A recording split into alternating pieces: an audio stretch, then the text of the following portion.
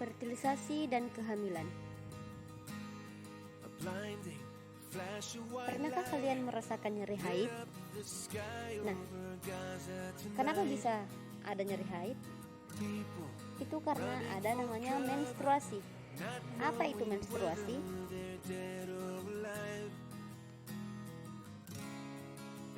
Menstruasi adalah keluarnya darah, cairan jaringan, dan sel-sel epitel yang menyusun dinding rahim.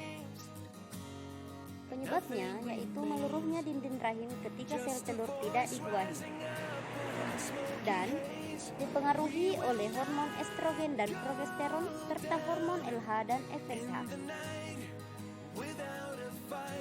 Perhatikan gambar tersebut. Itu adalah gambar ovarium yang di dalamnya terdapat 2 indung telur atau sel telur. Kemudian perhatikan lagi gambar penebalan dinding rahim. Pada bagian pertama dan kedua itu terjadi menstruasi, 2 dan 4 terjadi fase proliferasi, 4 dan 5 terjadi fase ekskretori. Nah, sekarang kita bahas dulu fase menstruasi. Yang terjadi pada fase menstruasi yaitu hormon FSH memicu berkembangnya folikel dan ovarium. Kemudian dinding rahim meluruh. Ini terjadi pada hari pertama dan kelima. Selanjutnya adalah fase proliferasi. Ini terjadi pada hari kelima dan 14. Yang terjadi yaitu folikel berkembang hingga jadi matang. Kemudian folikel menghasilkan hormon estrogen dan progesteron. Kemudian hormon estrogen dan progesteron memicu dinding rahim atau endometrium untuk menebal. Dan hormon estrogen memicu diproduksinya hormon FSH dan LH. Selanjutnya fase sekretori. Ini terjadi pada hari ke-14 dan 28 sampai 28. Yang terjadi yaitu jika sel telur tidak dibuahi, maka korpus luteum tidak lagi memproduksi hormon estrogen dan progesteron.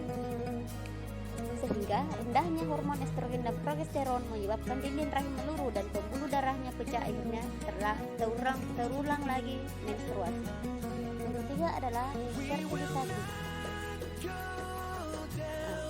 Proses peleburan inti sel sperma dengan inti sel telur sehingga membentuk zigot. Itu adalah fertilisasi.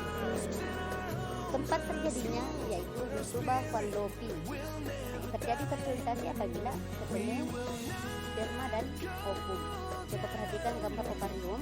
Ketika matang maka akan dibawa ke tuba fallopi. Ketika ada sel sperma maka akan dibuahi. Kemudian membelah akhirnya menjadi zigot dan embrio dan menempellah di dinding rahim. Sehingga terjadilah kehamilan. Nah, kita perhatikan. Ini adalah perkembangan kehamilan mulai dari 1 bulan sampai 9 bulan. Perhatikan baik-baik gambarnya. Oke?